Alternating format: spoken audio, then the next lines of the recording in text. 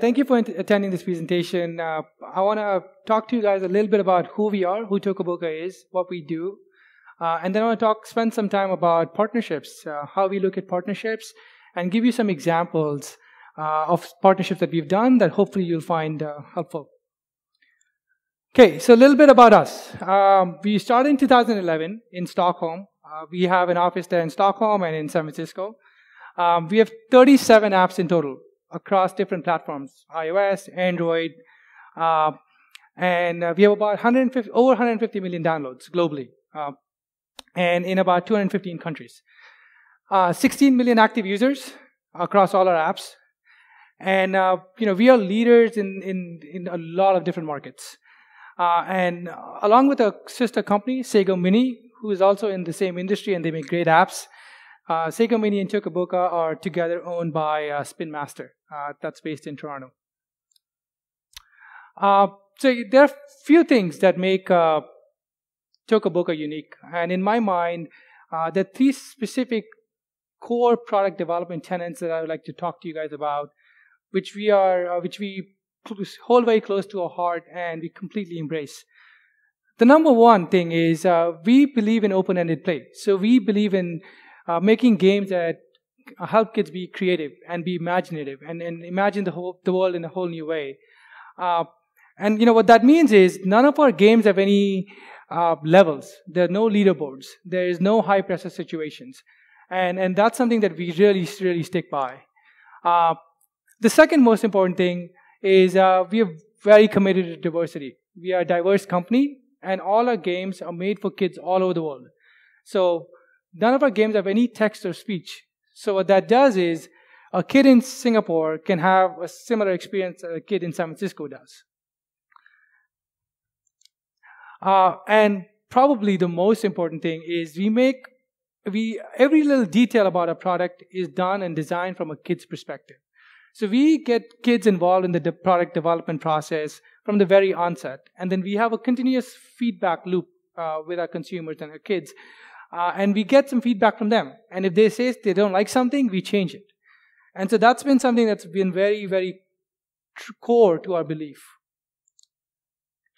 So here's an example of our product for people who aren't too familiar. Let me try and do this.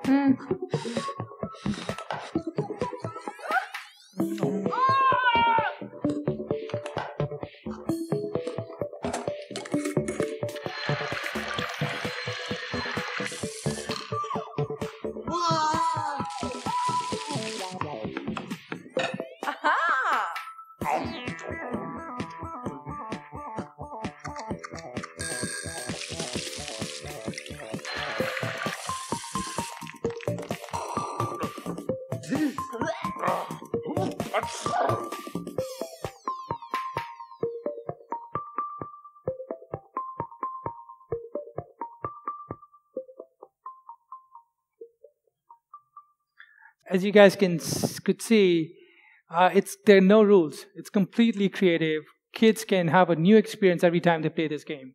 And if you guys want, I can make you some fish smoothie after this. Originally, my plan was to talk about our approach. So our approach works. I think our product development approach and the deep relationships that we've built with consumers and the app stores have really helped us become leaders in the space. And here's how. This is the rankings of top brands in the kids' app stores. This is in specific covers a few different countries, as you can see in the bottom, including the US and UK. But essentially, this shows you that Tokaboka, along with Sego Mini, is really the top of the kids paid category. And this is right next to great brands like Disney, Nickelodeon, Dr. Panda, Cartoon Network. And we are just 6 years old. And so it's incredible, the amount of trust that we've been able to build with our consumers. Here you can see a timeline of the App Store rankings in the kids category in the US. And as you can see, so on the first image on the left is 2015, then 2016, 2017, and this is an example of Christmas Day of 2016. And you can see clearly Toca Boca is ranking consistently high with all our products. And it's not just iOS. This is Google Play. This is the family category rankings in Google Play. And as you can see, we cover some ground. And products extremely liked by consumers, even on Android. So let's talk about beyond the App Store. So our vision as a company is to be a beacon in the world for kids. And what that means is make products that kids love. Make products that kids look forward to. And in order to realize our vision, we might go outside of the App Store. We might get into different categories. But we only want to get into categories where we feel we can make a difference. And just like our product development approach, we've been extremely creative and disciplined with our partnership principles. And so there are some core tenets for partnerships that we really, really try and stick by. And I want to talk to you guys about a few of them. So the first one is long-term value creation. So when we evaluate partners, when we look at doing partnerships and deals, we look at how do we create a win-win situation in the long term. It's not just about the impact we have in the next quarter. It's not just about the downloads that we get 6 months from now or this fiscal year, but it's about how do you build a brand together, how do you create great consumer experiences together, and how do you create value in the long term. So that's a very important fundamental principle that we stick by. Innovation and creativity. So, the App Store is extremely dynamic. Business models changing, distribution methods are changing. So we try and really understand, what's new in the space. We try a bunch of different models. We try and stay on top of trends, so we can, reach consumers in new ways and grow the business. Think global, act local. We do partnerships globally. Our goal is to reach kids all over the world. And in order to do that, we've done some very interesting partners globally, and we take a local approach to partnerships. And so what that means is we support local partnerships with local marketing, local PR, and local payment integration methods like carrier billing, for example. We pride ourselves in being a research and data-driven company. So we really spend some time understanding how are consumer trends changing? Where are they consuming content? What kind of content are they consuming? And try and understand what could be the next big channel, next big avenue for Toca Boca to be present in and reach consumers. Although we take some time to understand the market, once we find a growth opportunity, we try and be nimble and act quick and try and be early adopters as much as we can. Here's a quick snapshot of what a typical distribution ecosystem looks like. So just before an app is supposed to launch, we tap into a partner network which covers global markets, lots of different channels, and we try and identify what are some interesting ways we can distribute that product. And it not only increases or diversifies our revenue stream, but also helps us get our brand out there. It helps us get more downloads and have a more effective channel distribution strategy. And just to give you a sense of what that means, distribution from outside of the major app stores covers about 25% of our total revenue. So it's pretty significant.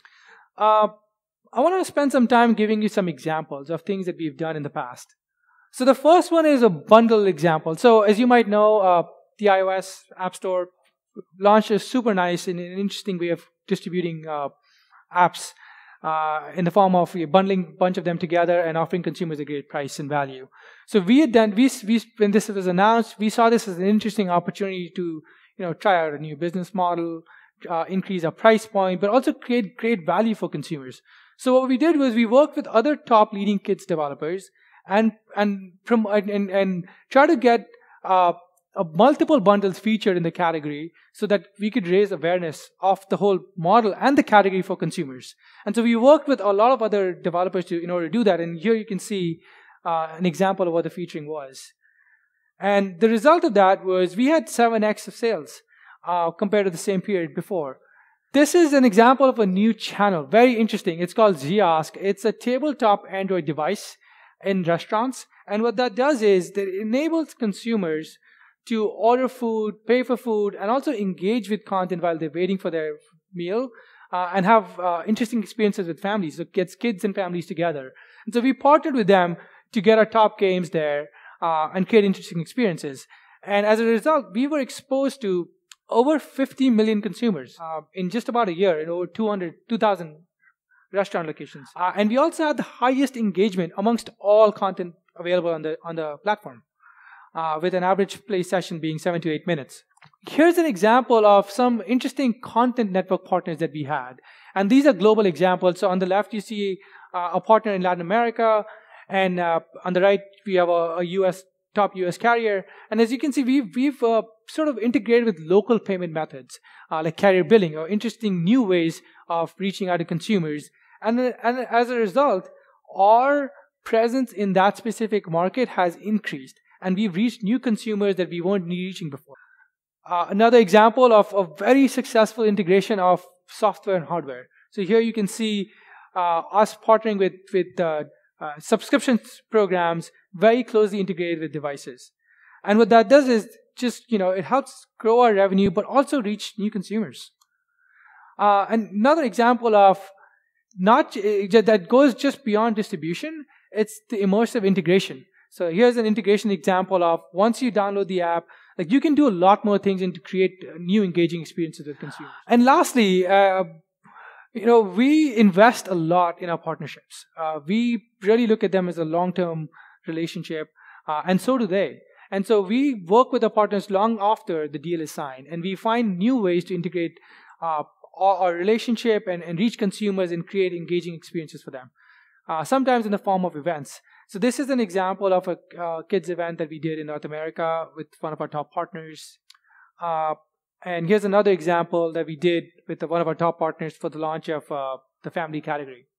That's it. That's all I have. Hope this is helpful. If you have any questions, I'd be happy to take them. Hi, thanks for sharing. Yep. Very, very interesting. And okay, I have two questions. Yes. One is, originally it was iOS versus Android in terms of monetization, but I see that you also have some other platforms. Yep. So what's the ratio between all of those? Mm-hmm. The second question is, you also shared about Ziosk and other partnerships. Yeah. So if you can answer, if it's not PNC, I mean, the deals, how does it work? Is it like you license to them, or they pay you, you pay them? Yeah. That kind of question. Thank you for the question. So to answer the first part, the ratio broadly varies. So for example, for us, it's about 75% leading app stores and 25% other avenues. And this includes global partnerships. On the second question, I won't be able to answer like specific terms of partnerships, but we look at these avenues as new interesting ways to reach consumers, and build a valuable relationship with these partners. So yeah, I think that's all I can say. Hi, my name is Kelvin. I'm from a studio based here in Singapore. So we also develop some kids games. Just like to know more about the evolving business models. So for your apps, it's been working well with paid model. How about the newer models like subscription models as well as advertising model? Yeah. So we constantly look for new ways, and subscriptions is super interesting, and I think hopefully that's something that we'll continue to look into. In terms of advertising, that's something that we've our promise to consumers have been that our games would be with no advertising, and so we've stayed strong with that promise, and we continue to work on the paid model. Hey, I was just wondering, the approach that you have when you're so sort of aggressively courting partners outside the App Store, is that because of the being in the kids space, it's a bit harder to get the visibility on the App Store like other products were, so you were forced into that direction, or is that how did that come about? Yeah, that's a good question. No, I think we've been very fortunate, frankly, with our partnership with the app stores, and that's how we started. That's how we reached consumers in the first place. But we just saw an opportunity, frankly, to reach consumers in new ways and monetize. And as you guys might know, there are different parts of the world work differently, and so we saw that an opportunity, and it's more like an addition, and not necessarily is a complement, not a substitute by any means. I think we try and we focus on all the different avenues, and where it makes sense, we are present. and we continue to look for new ways to grow. If not, thank you so much, Tarush, Yeah. and helping us to end on a really nice, good note as well.